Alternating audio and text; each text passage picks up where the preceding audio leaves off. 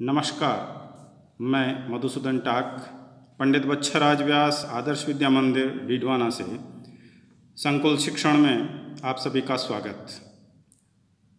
कक्षा सप्तमी के विषय गणित का हम अध्ययन करने वाले हैं। अभी तक हमने 8 प्रश्नों का हल किया। आगे बढ़ते हैं, आइए। आज हम प्रश्न क्रमांक 9 का हल करने वाले हैं। प्रश्न 9वां हमें कहता है, निम्नलिखित कथनों को सत्य बनाने के लिए बॉक्स में संकेत बड़ा, छोटा अथवा बराबर का उपयोग कीजिए। पहला प्रश्न हमें दिया हुआ है ए, इसमें कोष्टक -8 प्लस कोष्टक -4, फिर एक बॉक्स दिया है कोष्टक -8 कोष्टक बंद माइनस कोष्टक -4 कोष्टक बंद। इसको हमें हल करना है। आइए आगे बढ़ते हैं। यह पहला प्रश्न हमने ले लिया और इसको हल करने के लिए हमें बीच में यह जो बॉक्स दिया है, इस बॉक्स में छोटे, बड़े अथवा बराबर का निशान लगाना है। यहाँ पर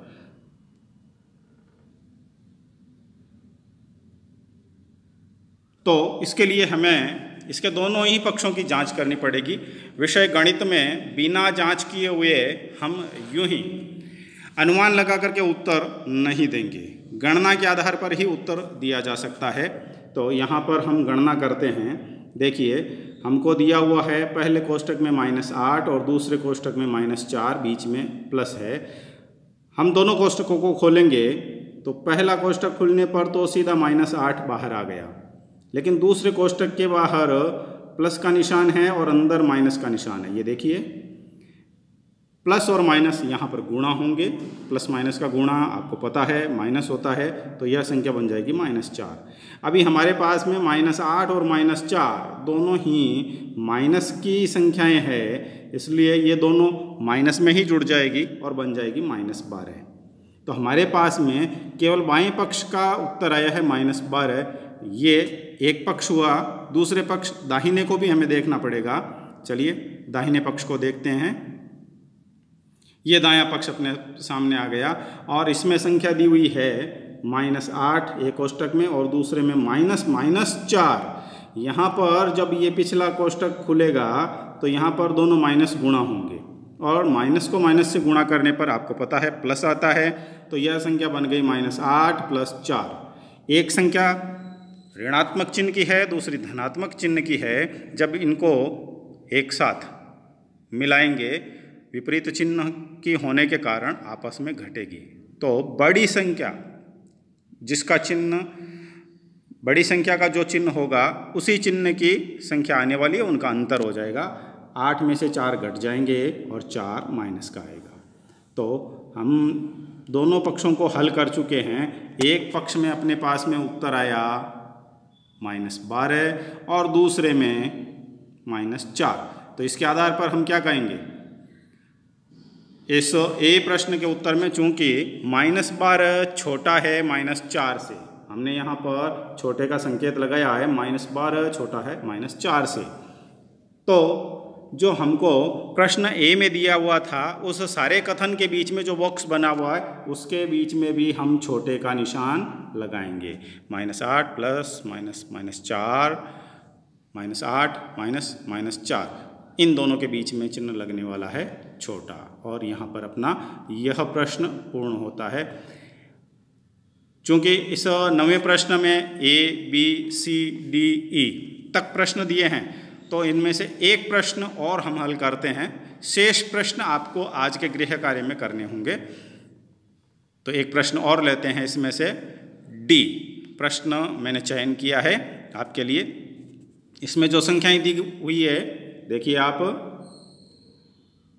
39 प्लस कोष्टक -24 कोष्टक बंद माइनस कोष्टक 15 कोष्टक बंद। फिर बॉक्स आ गया जिसमें हमको चिन्ह लगाना है। और दाहिने पक्ष में 36 प्लस कोष्टक -52 कोष्टक बंद माइनस कोष्टक -36। तो प्रकार वही रहेगा। इनकी गणना अपने को करनी पड़ेगी। तो दोनों ही पक्षों को, पहले बाएं पक्ष को हल करते हैं। लीजिए, जो बाएं पक्ष में हमको संख्याएं दी हुई थी, अब कोष्टक खोलने का काम करते हैं यहाँ पर। तो प्रारंभ में जो दिया हुआ है 39, इसके कोष्टक है नहीं। 24 के प्लस और माइनस दोनों लगे हुए हैं, तो प्लस माइनस का गुणा होता है माइनस, हमने यहाँ पर माइनस लिखा। और 15 जो कोष्टक के अंदर है, तो उसके अंदर कोई चिन्ह नहीं दिया हुआ, इसका अर्थ प्लस माइनस का गुणा माइनस होगा, ये -15 बन जाएगा। अभी देखिए यहाँ पर प्लस की संख्या 39 है, दोनों माइनस वाले 24 और 15 ये आपस में जुड़ेंगे तो ये भी 39 ही प्लस का 39 ही माइनस का होने की वजह से इसका उत्तर प्लस माइनस की संख्याएं एक दूसरे से घट जाएगी और शून्य आ जाएगा। तो अपने पास में बायां पक्ष आया शून्य, दाहिने को हल करते हैं, आगे बढ़ते हैं। आइए, ये दाहिना पक्ष अपने सामने आ गया, इसको भी हल करते हैं। यहाँ पर 52 के बाहर प्लस का निशान है और अंदर माइनस का, प्लस माइनस का गुणा होगा तो माइनस का 52। 36 जो दिया है, इसके कोष्टक के बाहर माइनस का निशान है और अंदर भी माइनस का, माइनस माइनस का गुणा प्लस होता है तो ये प्लस 36 हो जाएगा।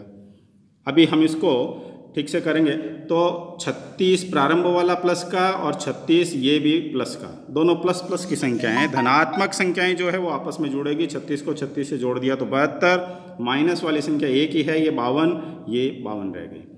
अब 72 में से 52 घटेंगे तो 20 आएगा। हमने दोनों पक्षों को हल कर लिया। देखिए, बाएं पक्ष में अपने उत्तर आया था 0 और दाएं पक्ष में उत्तर आया 20। तो निर्णय क्या निकला, नतीजा क्या निकला, निष्कर्ष क्या निकला, ये देखिए। चूँकि 0 छोटा है 20 से, तो हमने बाएं पक्ष और दाएं पक्ष के बीच में छोटे का निशान लगाया है। तो हमारा जो प्रश्न डी दिया हुआ था, उसके भी बाएं और दाएं पक्ष के ठीक बीच में, यानी यह कथन बन जाएगा। इसलिए 39 प्लस कोष्टक -24 कोष्टक बंद माइनस कोष्टक 15 कोष्टक बंद, और दाहिना पक्ष 36 प्लस कोष्टक -52 कोष्टक बंद माइनस कोष्टक -36, इनके बीच में यह चिन्ह छोटे का लगेगा। जो चिन्ह 0 और 20 के बीच में लगा है अपनी गणना के आधार पर, वही यहाँ पर लगेगा। इस प्रकार से हमने इसके 2 प्रश्न किए, ए और डी। अभी बी, सी और ई बचे हुए हैं, वो आपके लिए आज के गृह कार्य के रूप में रहेंगे। चलिए अगला प्रश्न 10वां देखते हैं। बहुत ही रोचक प्रश्न दिया हुआ है। पानी के एक तालाब में अंदर की ओर सीढ़ियां हैं। एक बंदर सबसे ऊपर वाली सीढ़ी पर, यानी पहली सीढ़ी पर बैठा, एक क्रमांक 1 सीढ़ी पर बैठा है। पानी 9वीं सीढ़ी पर है। तो इसमें प्रश्न जो पूछे गए हैं, 3 प्रश्न पूछे गए हैं। उनमें से पहला प्रश्न है, वह एक छलांग में 3 सीढ़ियां नीचे की ओर और अगली छलांग में 2 सीढ़ियां ऊपर की ओर जाता है। कितनी छलांगों में वह पानी के स्तर तक पहुंच पाएगा, यानी 9वीं सीढ़ी तक कब पहुंचेगा वो हमको बताना है। तो इसको हल करने के लिए एक बार थोड़ा सा इस चित्र में देखिए। हमने 9 सीढ़ियाँ बनाई है। इन 9 सीढ़ियों में सबसे ऊपर वाली पहली सीढ़ी पर बंदर बैठा है और उसको 9वीं सीढ़ी पर पहुंचना है। 9वीं सीढ़ी पर जब पहुंचेगा वहाँ पर पानी है, इसको मिल जाएगा। तो जो प्रश्न की शर्त है उसके आधार पर थोड़ा सा इसको देखिए। वह पहली सीढ़ी से 3 सीढ़ियाँ कूदेगा, यानी यहाँ से वह इस जगह आ जाएगा। लेकिन दूसरी ही छलांग में वह यहाँ से यहाँ चला जाएगा और तीसरी छलांग में वह यहाँ से 1 2 3 यहाँ पहुँचेगा। फिर अगली छलांग में यहाँ पहुँच जाएगा। फिर 3 स्टेप नीचे, 2 स्टेप ऊपर, ऐसे ऊपर नीचे वह चलता जाएगा। तो हमको गणना करनी है कि वह कौन सी छलांग में नीचे पहुँच जाएगा। तो एक बार लिखित में देखते हैं। वह क्रमांक 1 सीढ़ी पर बैठा है, तो पहली छलांग लगाएगा तो वह चौथी सीढ़ी पर पहुँचेगा। दूसरी छलांग में वह वापस ऊपर की ओर जाएगा तो 2 कम हो जाएंगे, दूसरी पर पहुंच जाएगा। वहाँ से 3 छलांग, एक बार में 3 सीढ़ी नीचे की ओर जाएगा तो ये तीसरी छलांग में वो 5वीं सीढ़ी पर पहुंचेगा। लेकिन फिर 2 सीढ़ी ऊपर कूद जाएगा तो चौथी छलांग में वह तीसरी सीढ़ी पर पहुंचा। यहाँ से फिर नीचे की ओर कूदेगा तो 5वीं छलांग लगाएगा और 6ठी सीढ़ी पर पहुंचा। फिर वो ऊपर की ओर उल्टा छलांग लगाएगा तो 2 कम हो गए, चौथी सीढ़ी पे पहुंचा। आगे बढ़ते हैं, लगातार उसकी छलांगों का निरीक्षण करते हैं और वह चलते चलते 7वीं छलांग लगाएगा तो क्रमांक 7 की जो सीढ़ी है उस पर पहुंचने वाला है। फिर वापस 2 उल्टा यानी 5वीं पर चला गया और वहाँ से फिर 3 नीचे कूदेगा तो 8वीं पर पहुँचा। यहाँ से 2 वापस लौट जाएगा तो 6ठी सीढ़ी पर और आखिर में 6ठी से 3 नीचे की ओर यानी 9वीं पर, और 9वीं पर पानी है तो देखिए आपका बंदर एकदम 9वीं सीढ़ी पर नीचे पहुँच गया और यहाँ पर पानी पी रहा है। अब इसको गणितीय रूप में भी दर्शाना आवश्यक है। तो हमको पता है वह सबसे पहले पहली सीढ़ी पर था, क्रमांक 1 पर था। फिर उससे 3 क्रमांक 9 की तरफ हम बढ़ रहे हैं तो 3 जुड़ गए, फिर 2 घट गए, 3 जुड़ गए, 2 घट गए, 3 जुड़ गए, 2 घट गए, 3 जुड़ गए, 2 घट गए, 3 जुड़ गए, 2 घट गए और 3 जुड़ गए। यानी इन छलांगों को अगर हम गिनेंगे तो गिनती करते हैं, ये पहली छलांग, दूसरी, तीसरी, चौथी, 5वीं, 6ठी, 7वीं, 8वीं, 9वीं, 10वीं और 11वीं छलांग पूरी होती है तब जाकर अंकों का योग बनता है 9। इसका अर्थ है 9वीं सीढ़ी पर पहुंचने के लिए उसको 11 छलांग लगानी पड़ेगी। गणना को एक बार फिर से ठीक से देख लीजिए। 1 में 3 जुड़े तो 4, 4 में से 2 घट गए तो 2, इन 2 में 3 जुड़े तो 5, 5 में से 2 घट गए तो 3, 3 में 3 जुड़े 6 और 6 में से 2 घट गए तो 4, फिर 3 जुड़ गए तो 7, 2 घट गए तो 5, 3 जुड़ गए तो 8, 2 घट गए तो 6, 6 में 3 जुड़ते ही 9, ये 9। तो गणितीय रूप में हमको ये बताना पड़ेगा और इस सारी की गणना करके हम बता देंगे कि बंदर 11वीं छलांग में 9वीं सीढ़ी पर पहुंचेगा। चलिए जी आगे बढ़ते हैं। इसी में जो दूसरा प्रश्न पूछा गया है, पानी पीने के पश्चात वह वापस जाना चाहता है। इस कार्य के लिए वह एक छलांग में 4 सीढ़ियां ऊपर की ओर, अगली छलांग में 2 सीढ़ियां नीचे की ओर जाता है। कितनी छलांगों में वह वापस सबसे ऊपर वाली सीढ़ी पर पहुंच जाएगा? तो एक बार यहाँ पर निरीक्षण कीजिए, आप केवल देखते हैं। पहले 4 सीढ़ी, 9वीं सीढ़ी से 4, 1 2 3 4 यहाँ पहुँचेगा। फिर यहाँ से 2 वापस लौट जाएगा तो यहाँ पहुँच जाएगा। फिर 4 सीढ़ी और ऊपर कूदेगा, 1 2 3 4 यहाँ पहुँच जाएगा। 2 सीढ़ी वापस लौट जाएगा, 1 2, फिर 4 सीढ़ी और ऊपर कूदेगा, 1 2 3 4 ये पहुँच गया। तो गणना कितनी हुई उसको देखते हैं। सबसे पहले वह 9वीं सीढ़ी पर है तो इसमें से हम ऊपर की ओर बढ़ रहे हैं। 9 से 1 की ओर बढ़ना है तो अंक कम हो जाएंगे। 9 में से पहली छलांग में उसने 4 सीढ़ियाँ कम कर दी, फिर दूसरे में वापस 2 बढ़ गई, फिर तीसरी छलांग में 4 कम कर दी, फिर चौथी छलांग में 2 कम कर दी और अंत में 4 सीढ़ियाँ और। तो ऐसे करके वह 1 2 3 4 5 छलांग में पहली सीढ़ी पर पहुंच गया। फिर से इसकी गणना कीजिए आप। 9वीं सीढ़ी पर वो है, 9 में से 4 घटाए तो 5, 5 में 2 जोड़ दिए 7, 7 में से 4 घटाए 3, 3 में 2 जोड़ दिए 5 और 5 में से 4 घट गए 1, यानी पहली सीढ़ी तक वह पहुंच जाएगा। और हमारा उत्तर हो गया, बंदर 5वीं छलांग में पहली सीढ़ी पर पहुंचेगा। इस हल के पश्चात तीसरा प्रश्न और पूछा गया है।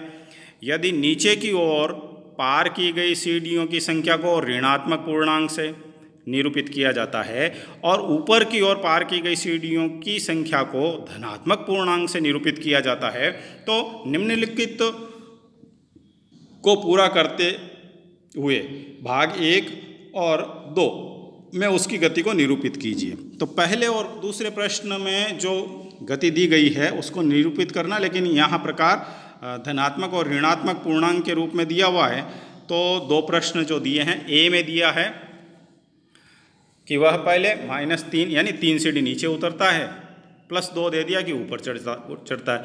कुल मिला के उसको 8 सीढ़ियाँ पार करनी है। पहली सीढ़ी पर तो वह बैठा हुआ है, यानी -8 तक हमें पहुँचाना है, इस -8 तक पहुँचाना है। और दूसरे में कि वो 4 सीढ़ी ऊपर जाता है और 2 सीढ़ी नीचे उतरता है। कुल मिला के 8 सीढ़ियाँ उसको ऊपर चढ़ना, ये धनात्मक के रूप में।